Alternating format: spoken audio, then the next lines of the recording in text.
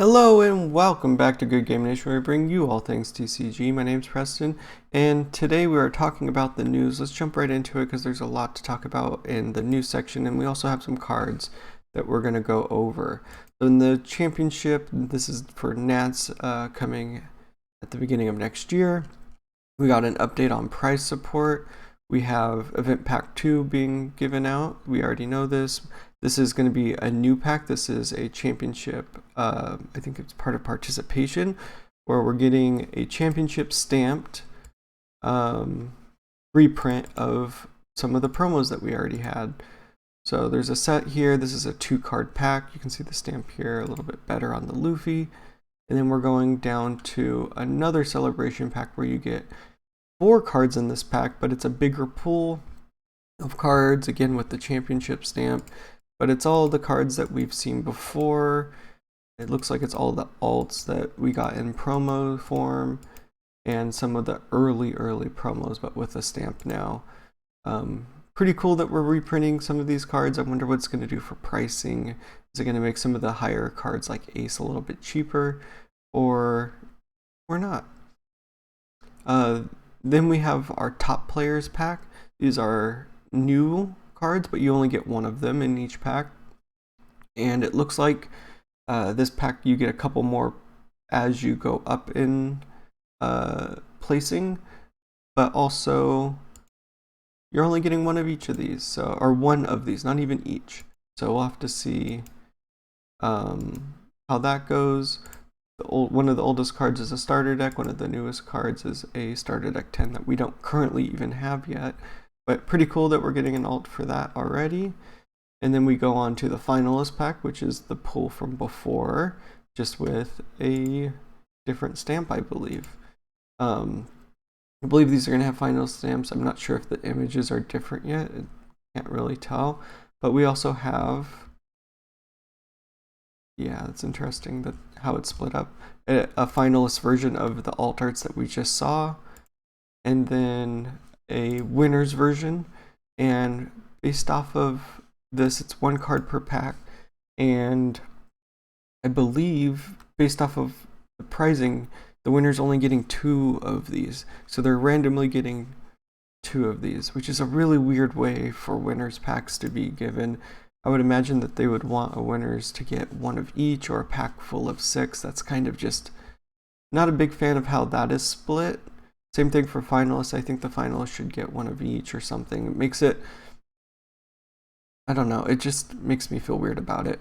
On top of that, we're getting an uncut sheet for top 16, I believe. So this is done in a lot of card games. You get an uncut sheet of cards. It's kind of like a big poster. A lot of people keep them uncut. And really cool. You get 1 of each of the alts, it looks like. And the 3 mangas in the middle. I wonder if this is how production actually is printed, or if this is special for just that, because it's kind of an ugly mixed match of everything, of all of these cards. I would imagine production would be a little bit more smooth, where it's like all koalas, all NLs, and then it gets sorted differently, but maybe not. On top of that, 3rd place, 2nd place, and 1st place get a Kaido with a stamp. This is this original starter deck 4 Kaido. Interesting Nats championship card. Wasn't expecting it, and I was kind of expecting a serial card, so I wonder if we're going to also get a serial card, or if they'll give out the serial 1, 2, and 3 Luffy or Shanks or something also. I don't know if I've seen those yet. Very interesting price support on the Kaido side. But let's move on to the announcement for the siblings deck. This is 3 siblings. I believe I saw that these are going to be yellow and character leaders. So we'll have to see what the color combination is. I saw something, I couldn't find it after I saw the tweet, but the tweet said that Sabo was red-yellow, Luffy I think was yellow-blue, and I think Shanks was green-yellow, something like that. All yellow leaders, but with a second color. I believe Sabo is the red version. But this is what we are getting in the US for the ultimate deck for the 3 captains. It's a pre-made deck with some stuff. I believe the ultimate makes it all hollows, so we'll have to see what happens with that, and when we'll get more information, I'll let you know about it. Next up, we have the alt arts. We're starting to get alt arts for the leaders, and we're going to get a close portrait style leader this time, but we are getting more original art instead of original Oda art. And we have here Perona and the Germa leader, and we also have Uta. So this is going to be the art style for our alt art leaders. What do you think about this?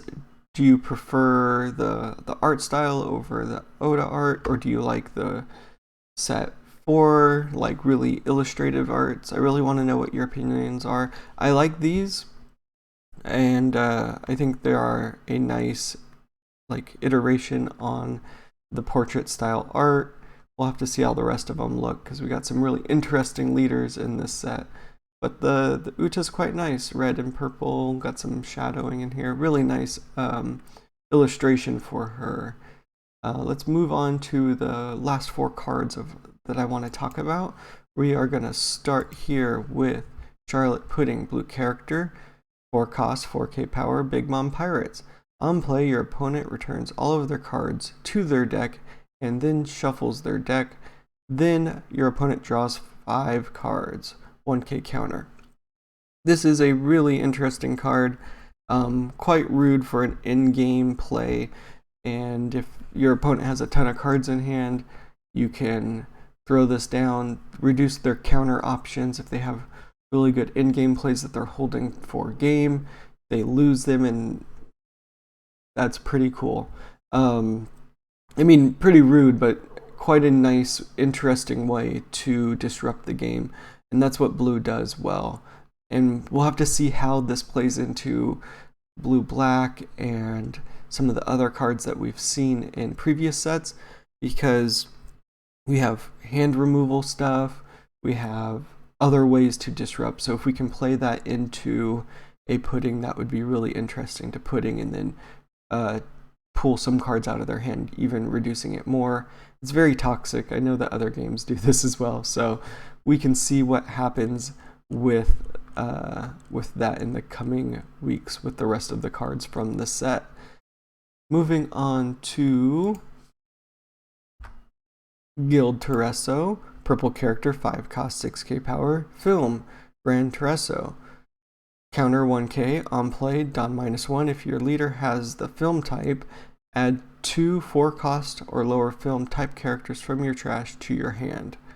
That's pretty cool. We're seeing a lot of more interactions with the trash in this set.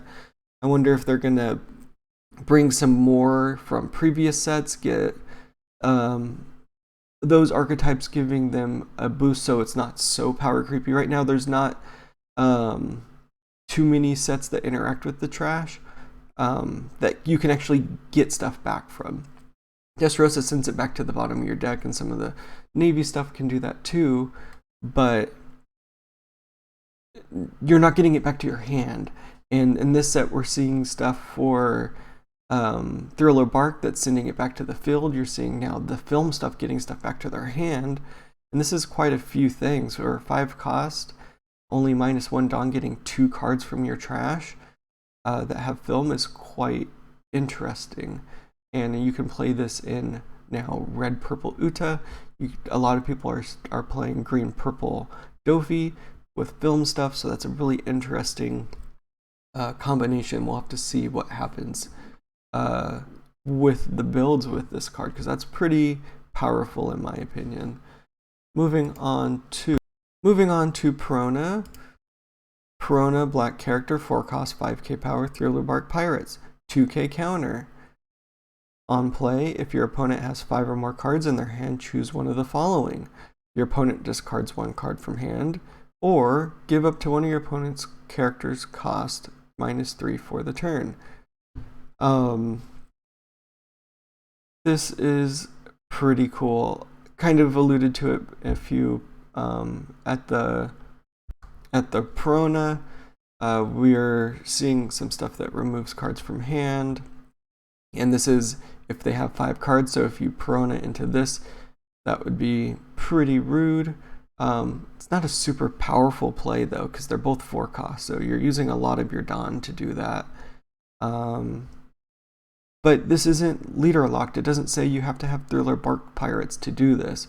So black got a really good card in this, where they can do one of these 2 things, I think. And we'll have to see how it gets built in. I am always saying that because I'm so interested to seeing what the deck builds are going to be around these cards and how playable they actually will be. Because we thought Aisha would be a lot more playable, and I thought it would be so much more menacing, and then I don't feel like it had the impact that I thought it should get. So we have Perona here. I think it's a great card. I think it's a great move for black, and we'll have to see what happens again. We'll have to see what happens because that's quite a nice effect on her. Moving on to the last card I wanted to talk about. There's a lot of cards that came out this week that were really good, so let me know if you want to hear my opinion on any of the cards that came out that I'm not talking about. I am going to talk about Shanks as my last card this week. This Shanks is Shanks, red character. Try that again. Shanks, red character, 10 cost, 12k power. Film, 4 Emperors, red hair pirates. On play, K up to one of your opponent's characters with 10,000 power or less. That is a cool Shanks card. I don't know how playable it is because it's a 10 cost with some impact. You're going to hit pretty much anything on the board with this. But I think cards that you would want to hit are over 10k. So how can we get there on the same turn? There is a few cards that are already out that are on board and U-, so that would be able to hit pretty much everything. So you'll have to play this into a combo if you want to hit all characters like Kaidos and Big Moms. But this will hit pretty much everything else. So that is a pretty great effect for him. I want to see more effects on Shanks. A lot of the Shanks cards we have are a one thing, and I feel like they're like one-liners do a thing. And I think Shanks is one of the more overpowered, at least perceived as overpowered characters. So I don't know. I want to see him do more. And I feel like a lot of the other characters that we get that are in the Emperor class have much more impact so far. Especially like with Big Mom being such a huge impact. Edward Newgate, which is limited because it has such a big impact, and Shanks is supposed to be one of the strongest at this point, and I don't feel like his impact is quite there. So we'll have to see what we get in the future for Shanks, because I want to see him be limited because that card is so good. I want them to ban his characters because he's so good. But I guess that we'll have to see which one of his character cards in the future ends up that way. So let me know what you think in the comments down below. Are you excited for this set? Are you excited for the cards that are coming out? What do you think about the championship prize support? Are you going to Nats? Let me know in the comments down below. And until then, hit that like button and don't forget to subscribe. And until next time, we'll see you around. Peace.